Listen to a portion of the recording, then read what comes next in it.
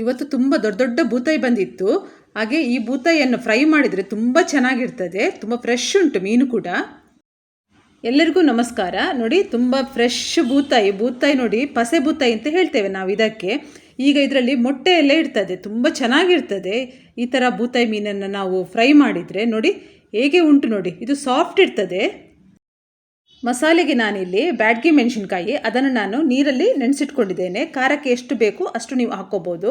2 spoon white ರೈಸನ್ನು ಇಲ್ಲಿ ನೀರಲ್ಲಿ ನೆನೆಸಿಟ್ಕೊಂಡಿದ್ದೇನೆ. ಹಾಗೆ ಒಂದು ನಿಂಬೆಹಣ್ಣು ಗಾತ್ರದಷ್ಟು ಹುಣಸೆಹಣ್ಣು, 1 ಸ್ಪೂನ್ ಕಾಳುಮೆಣಸು, ಬೆಳ್ಳುಳ್ಳಿ ಹಾಗೆ ಶುಂಠಿ, ಇದನ್ನೆಲ್ಲ ನಾವೀಗ ಗ್ರೈಂಡ್ ಮಾಡ್ಕೋಬೇಕು. ಮಸಾಲೆ ಗ್ರೈಂಡ್ ಮಾಡುವಾಗಲೇ ನಾವು ಇದಕ್ಕೆ ಅರಿಶಿನ ಮತ್ತು ಉಪ್ಪನ್ನು ಹಾಕ್ಕೋಬೇಕು. ಮತ್ತು ಇದು ತುಂಬ ಸುಲಭವಾಗಿ ಮಾಡುವಂಥ ಮಸಾಲೆ. ಇದಕ್ಕೆ ಸ್ವಲ್ಪ ಅರಿಶಿನ ಜಾಸ್ತಿ ಹಾಕ್ಕೊಳ್ಬೇಕು. ಮಸಾಲೆ ರೆಡಿ ಆಗಿದೆ ನೋಡಿ. ಮೀನನ್ನು ಕ್ಲೀನ್ ಮಾಡಿ ಇಟ್ಕೊಂಡಿದ್ದೇನೆ. ಈಗ ಇದಕ್ಕೆ ಮಸಾಲೆ ಹಾಕಿ ಮೀನಿಗೆ ಚೆನ್ನಾಗಿ ಮಸಾಲೆಯನ್ನು ನಾವು ಅಪ್ಲೈ ಮಾಡ್ಕೋಬೇಕು. ನೋಡಿ, ಮನೆಯಲ್ಲೇ ನಾವು ಮಾಡಿರುವ ಮಸಾಲೆ ಆದರೆ ನೋಡಿ ಈ ರೀತಿ ಇರ್ತದೆ. ಮತ್ತು ನಾವು ವೈಟ್ ರೈಸ್ ಹಾಕಿದ್ದೇವಲ್ಲ, ಆಗ ಮಸಾಲೆ ತುಂಬ ಚೆನ್ನಾಗಿ ಮೀನಿಗೆ ಅಂಟ್ಕೊಳ್ತದೆ. ಅದಕ್ಕೋಸ್ಕರ ನಾವು ವೈಟ್ ರೈಸ್ ಹಾಕೋದು, ತುಂಬ ಚೆನ್ನಾಗಿರ್ತದೆ. ಮತ್ತು ಇದು ಮೀನು ನಾನು ಮಿಡ್ಲಲ್ಲಿ ಇದಕ್ಕೆ ಕಟ್ಸ್ ಹಾಕಲಿಲ್ಲ, ಯಾಕೆಂದರೆ ಇದು ಪಸೆ ಬೂತಾಯಿ ಅಂತ ನಾವು ಹೇಳ್ತೇವೆ. ಅದು ತುಂಬ ಸಾಫ್ಟಾಗಿ ಇರ್ತದೆ. ಹಾಗೆ ಕಟ್ಸ್ ಹಾಕಬೇಕು ಅಂತ ಏನೂ ಇಲ್ಲ, ಬೇಕಾದರೆ ಹಾಕೋಬೋದು.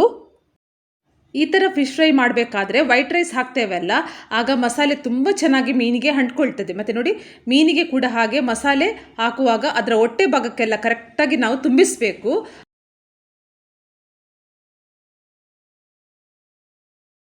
ಮೀನಿಗೆ ಮಸಾಲೆ ಎಲ್ಲ ಹಚ್ಚಿದ ನಂತರ ಇನ್ನು ಇದು ಚೆನ್ನಾಗಿ ಎಳ್ಕೊಳ್ಬೇಕು.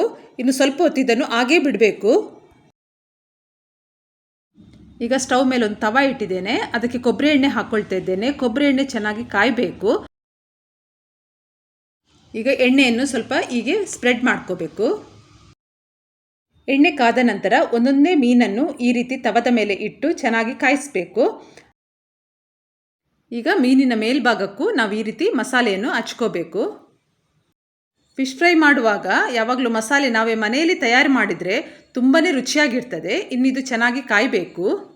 ಈಗ ಎಣ್ಣೆಯನ್ನು ಸ್ವಲ್ಪ ಈ ರೀತಿ ಸ್ಪ್ರೆಡ್ ಮಾಡ್ಕೋಬೇಕು. ನಮ್ಮ ಮಂಗಳೂರಿನವರಿಗೆ ಈ ರೀತಿ ಬೂತಾಯಿ ಫ್ರೈ ಮಾಡಿದಾಗ ಬಿಸಿ ಬಿಸಿ ಗಂಜಿ ಇದ್ದರೆ ಸಾಕು, ಸಾರೇ ಬೇಡ, ಅದರಲ್ಲೇ ಹೊಟ್ಟೆ ತುಂಬ ಊಟ ಮಾಡಿಬಿಡ್ತೇವೆ ನಾವಂತೂ. ಮೀನಿನ ಒಂದು ಬದಿ ಕಾದ ನಂತರ ಇದನ್ನು ನಾವು ಮಗುಚಿ ಹಾಕಬೇಕು. ನೋಡಿ, ನಾವು ವೈಟ್ ರೈಸ್ ಹಾಕಿದ್ದೇವೆ. ಆಗಿರುವಾಗ ನೋಡಿ ಮೀನಿನ ಜೊತೆ ಮಸಾಲೆ ತುಂಬ ಚೆನ್ನಾಗಿ ಅಂಟ್ಕೊಂಡಿದೆ ನೋಡಿ. ಆಗ ಫಿಶ್ ಫ್ರೈ ಕೂಡ ತುಂಬ ರುಚಿಯಾಗಿರ್ತದೆ. ನೋಡಿ, ಸ್ವಲ್ಪ ಕೂಡ ಅದು ಮಸಾಲೆ ಬಿಟ್ಟಿಲ್ಲ ನೋಡಿ, ಅಷ್ಟು ಚೆನ್ನಾಗಿ ಫ್ರೈ ಆಗಿದೆ. ಇನ್ನೊಂದು ಬದಿ ಕೂಡ ಇದು ಸರಿಯಾಗಿ ಫ್ರೈ ಆಗಬೇಕು. ಈಗ ಮೀನು ಚೆನ್ನಾಗಿ ಫ್ರೈ ಆಗಿದೆ. ಎರಡೂ ಬದಿ ಫ್ರೈ ಆದ ನಂತರ ಈಗ ನಾವು ಅದರ ಬೆನ್ನಿನ ಭಾಗವನ್ನು ಕೂಡ ಈ ರೀತಿ ಇಟ್ಟು ಕಾಯಿಸಬೇಕು. ಆಗ ಮೀನು ತುಂಬ ಚೆನ್ನಾಗಿ ಫ್ರೈ ಆಗ್ತದೆ, ತಿನ್ನಲಿಕ್ಕೂ ತುಂಬ ರುಚಿ ಆಗ್ತದೆ. ನೋಡಿ, ಈ ರೀತಿ ಬೆನ್ನಿನ ಭಾಗವನ್ನು ಕೂಡ ಈ ರೀತಿ ಇಟ್ಟು ನಾವು ಕಾಯಿಸಬೇಕು. ಯಾವಾಗಲೂ ಮೀನು ಕಾಯಿಸುವಾಗ ಈ ರೀತಿ ಕ್ರಮವಾಗಿ ಕಾಯಿಸಿದರೆ ಯಾವುದೇ ಕಾರಣಕ್ಕೂ ಮೀನಿನ ಒಳಗೆ ಆಗಲಿ ಹೊರಗೆ ಆಗಲಿ ಹಸಿ ಮಸಾಲೆ ಇರಲ್ಲ. ಮಸಾಲೆ ಎಲ್ಲ ತುಂಬ ಚೆನ್ನಾಗಿ ಕಾದಿರ್ತದೆ, ತಿನ್ನಲಿಕ್ಕೂ ತುಂಬಾ ರುಚಿಯಾಗಿರ್ತದೆ. ನೋಡಿ, ರುಚಿಯಾದ ನಮ್ಮ ಮಂಗಳೂರು ಶೈಲಿಯ ಬೂತಾಯಿ ಮೀನಿನ ಫ್ರೈ ರೆಡಿ ಆಗಿದೆ. ನಮ್ಮ ಕುಡ್ಲದ ಬೂತಾಯಿದ ಫ್ರೈ ರೆಡಿ ಆತಂಡು. ಇದು ತುಂಬ ಚೆನ್ನಾಗಿರ್ತದೆ ನೋಡಿ. ನೀವು ಕೂಡ ಒಮ್ಮೆ ಇದನ್ನು ಟ್ರೈ ಮಾಡಿ. ಇವತ್ತಿನ ಈ ರೆಸಿಪಿ ನಿಮಗೆಲ್ರಿಗೂ ಇಷ್ಟ ಆಗಿದೆ ಅಂತ ನಾನು ಅಂದ್ಕೊಂಡಿದ್ದೇನೆ.